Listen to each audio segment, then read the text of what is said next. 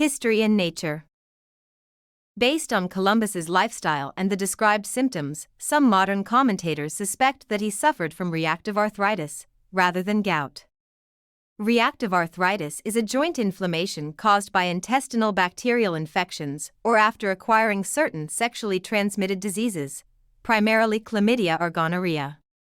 In 2006, Frank C. Arnett, a medical doctor, and historian Charles Merrill published their paper in the American Journal of the Medical Sciences proposing that Columbus had a form of reactive arthritis.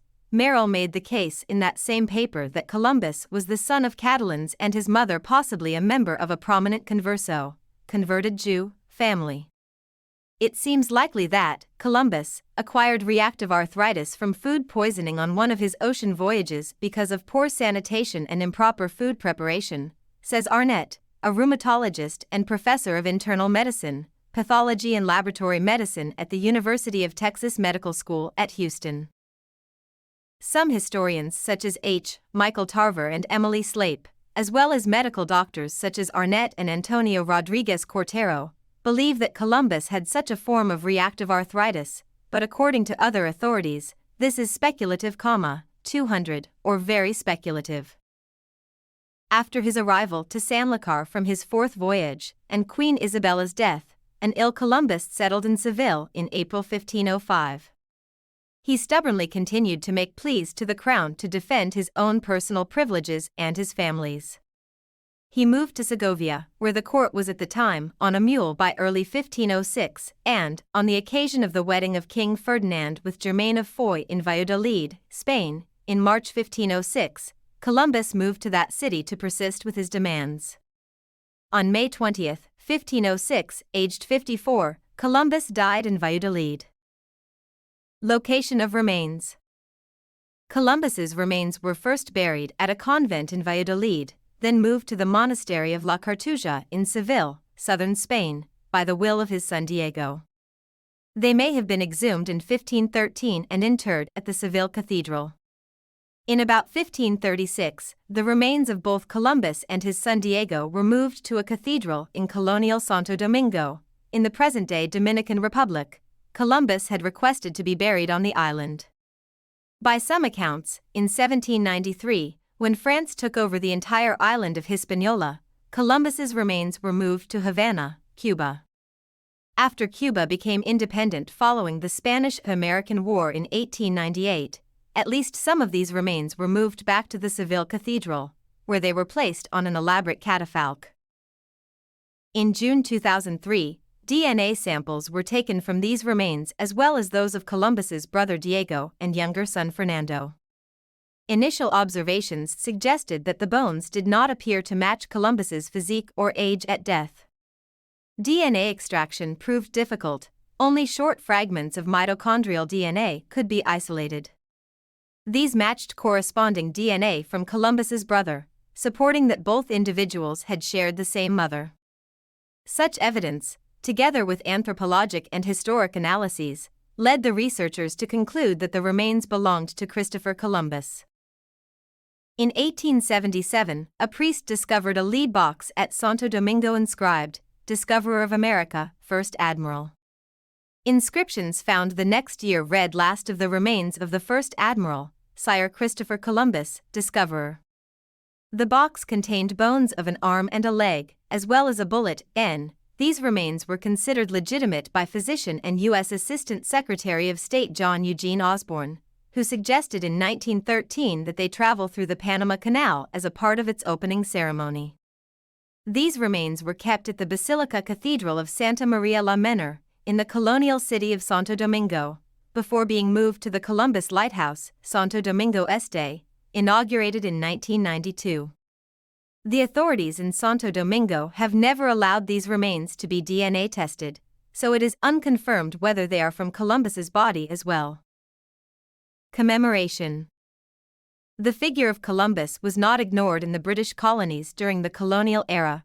Columbus became a unifying symbol early in the history of the colonies that became the United States when Puritan preachers began to use his life story as a model for a developing American spirit.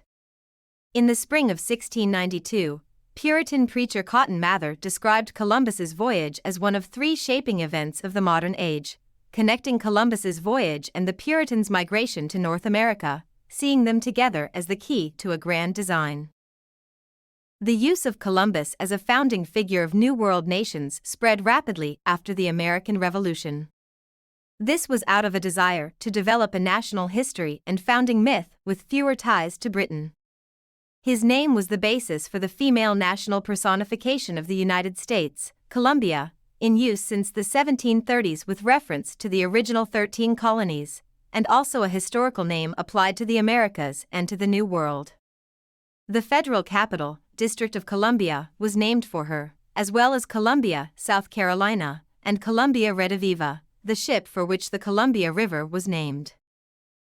Columbus's name was given to the newly born Republic of Colombia in the early 19th century, inspired by the political project of Colombia developed by revolutionary Francisco de Miranda, which was put at the service of the emancipation of continental Hispanic America. To commemorate the 400th anniversary of the landing of Columbus, the 1893 World's Fair in Chicago was named the World's Columbian Exposition. The U.S. Postal Service issued the first U.S. commemorative stamps, the Columbian issue, depicting Columbus, Queen Isabella and others in various stages of his several voyages. The policies related to the celebration of the Spanish colonial empire as the vehicle of a nationalist project undertaken in Spain during the Restoration in the late 19th century took form with the commemoration of the 4th centenary on October 12, 1892, in which the figure of Columbus was extolled by the conservative government, eventually becoming the very same national day. Several monuments commemorating the discovery were erected in cities such as Palos, Barcelona, Granada, Madrid, Salamanca, Valladolid, and Seville in the years around the 400th anniversary. For the Columbus Quincentenary in 1992, a second Columbian issue was released jointly with Italy, Portugal, and Spain. Columbus was celebrated at Seville Expo 92 and Genoa Expo 92. The Bole Mansion Museum, founded in 1951, contains a collection of materials concerning later descendants of Columbus and collateral branches of the family. It features a 16th-century chapel from a Spanish castle reputedly owned by Diego Colón, which became the residence of Columbus's descendants. The chapel interior was dismantled and moved from Spain in 1909 and re-erected on the Bole estate at Boalsburg, Pennsylvania. Inside it are numerous religious paintings and other objects, including a reliquary with fragments of wood supposedly from the True Cross. The museum also holds a collection of documents mostly relating to Columbus descendants of the late 18th and early 19th centuries. In many countries of the Americas, as well as Spain and Italy, Columbus Day celebrates the anniversary of Columbus's arrival in the Americas on October 12, 1492. Legacy. The voyages of Columbus are considered a turning point in human history, marking the beginning of globalization and accompanying demographic, commercial, economic, social, and political changes. His explorations resulted in permanent contact between the two hemispheres, and the term pre-Columbian is used to refer to the cultures of the Americas before the arrival of Columbus and his European successors. The ensuing Columbian exchange saw the massive exchange of animals, plants, fungi, diseases, technologies, mineral wealth, and ideas. In the first century after his endeavors, Columbus's figure largely languished in the backwaters of history, and his reputation was beset by his failures as a colonial administrator. His legacy was somewhat rescued from oblivion when he began to appear as a character in Italian and Spanish plays and poems from the late 16th century onward. Columbus was subsumed into the Western narrative of colonization and empire building, which invoked notions of translatio imperii and translatio studii to underline who was considered civilized and who was not. History and nature. The Americanization of the figure of Columbus began in the latter decades of the 18th century, after the Revolutionary period of the United States, elevating the status of his reputation to a national myth, Homo Americanus. His landing became a powerful icon as an image of American genesis. The discovery of America sculpture, depicting Columbus and a cowering Indian maiden, was commissioned on April 3, 1837, when U.S. President Martin Van Buren sanctioned the engineering of Luigi Persico's design. This representation of Columbus's triumph and the Indians' recoil is a demonstration of white superiority over savage, naive Indians. As recorded during its unveiling in 1844, the sculpture extends to represent the meeting of the two races, as Persico captures their first interaction, highlighting the moral and intellectual inferiority of Indians. Placed outside the U.S. Capitol building where it remained until its removal in the mid-20th century, the sculpture reflected the contemporary view of whites in the U.S. toward the natives. They are labeled merciless Indian savages in the United States Declaration of Independence. In 1836, Pennsylvania Senator and future U.S. President James Buchanan, who proposed the sculpture, described it as representing the great discoverer when he first bounded with ecstasy upon the shore, ere his toils past, presenting a hemisphere to the astonished world, with the name America inscribed upon it. Whilst he is thus standing upon the shore, a female savage, with awe and wonder depicted in her countenance, is gazing upon him. The American Columbus myth was reconfigured later in the century when he was enlisted as an ethnic hero by immigrants to the United States who were not of Anglo-Saxon stock, such as Jewish, Italian, and Irish people, who claimed Columbus as a sort of ethnic founding father. Catholics unsuccessfully tried to promote him for canonization in the 19th century. From the 1990s onward, a narrative of Columbus being responsible for the genocide of indigenous peoples and environmental destruction began to compete with the then predominant discourse of Columbus as Christ-bearer, scientist, or father of America. This narrative features the negative effects of Columbus' conquests on native populations. Exposed to Old World diseases, the indigenous populations of the New World collapsed, and were largely replaced by Europeans and Africans, who brought with them new methods of farming, business, governance, and religious worship. Originality of discovery of America. Though Christopher Columbus came to be considered the European discoverer of America in Western popular culture, his historical legacy is more nuanced. After settling Iceland, the Norse settled the uninhabited southern part of Greenland beginning in the 10th century. Norsemen are believed to have then set sail from Greenland and Iceland to become the first known Europeans to reach the North American mainland, nearly 500 years before Columbus reached the Caribbean. The 1960s discovery of a Norse settlement dating to circa 1000 AD at L'Anse aux Meadows, Newfoundland, partially corroborates accounts within the Icelandic sagas of Eric the Red's colonization of Greenland and his son Leif Erikson's subsequent exploration of a place he called Vinland. In the 19th century, amid a revival of interest in Norse culture, Carl Christian Raffn and Benjamin Franklin da Costa wrote works establishing that the Norse had preceded Columbus in colonizing the Americas. Following this, in 1874 Rasmus Bjørn Andersen argued that Columbus must have known of the North American continent before he started his voyage of discovery. Most modern scholars doubt Columbus had knowledge of the Norse settlements in America, with his arrival to the continent being most likely an independent discovery. Europeans devised explanations for the origins of the Native Americans and their geographical distribution with narratives that often served to reinforce their own preconceptions built on ancient intellectual foundations. In modern Latin America, the non-native populations of some countries often demonstrate an ambiguous attitude toward the perspectives of indigenous peoples regarding the so-called discovery by Columbus and the era of colonialism that followed.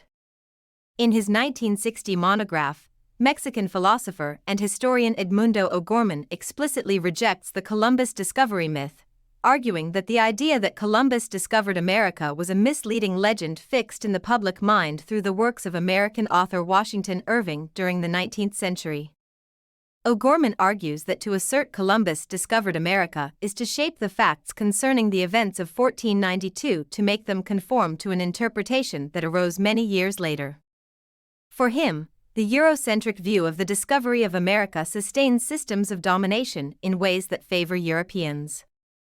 In a 1992 article for the UNESCO Courier, Felix Fernandez Shaw argues that the word discovery prioritizes European explorers as the heroes of the contact between the Old and New World.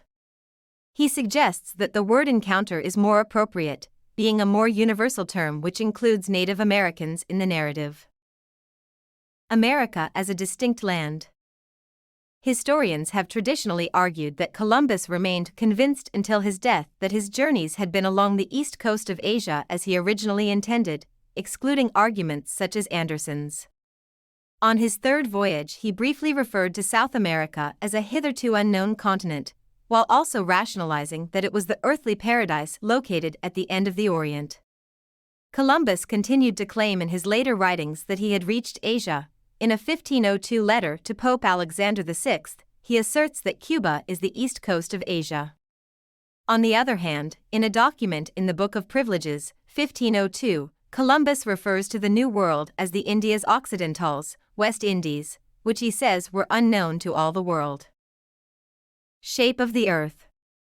Washington Irving's 1828 biography of Columbus popularized the idea that Columbus had difficulty obtaining support for his plan because many Catholic theologians insisted that the earth was flat, but this is a popular misconception which can be traced back to 17th-century Protestants campaigning against Catholicism. In fact, the spherical shape of the earth had been known to scholars since antiquity, and was common knowledge among sailors, including Columbus. Coincidentally, the oldest surviving globe of the Earth, the Erdapfel, was made in 1492, just before Columbus's return to Europe from his first voyage. As such, it contains no sign of the Americas and yet demonstrates the common belief in a spherical Earth.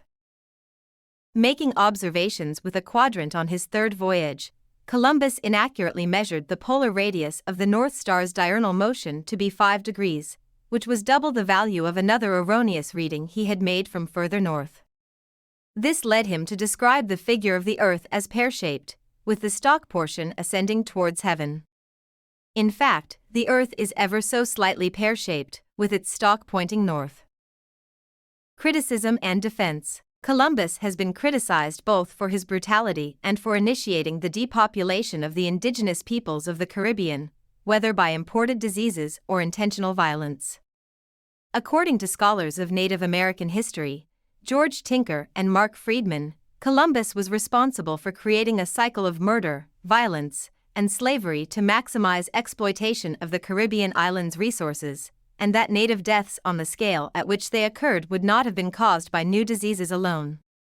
Further, they describe the proposition that disease and not genocide caused these deaths as American Holocaust denial. Historian Chris Lane disputes whether it is appropriate to use the term genocide when the atrocities were not Columbus's intent, but resulted from his decrees, family business goals, and negligence. Other scholars defend Columbus's actions or allege that the worst accusations against him are not based in fact, while others claim that he has been blamed for events far beyond his own reach or knowledge. As a result of the protests and riots that followed the murder of George Floyd in 2020, many public monuments of Christopher Columbus have been removed. History and nature.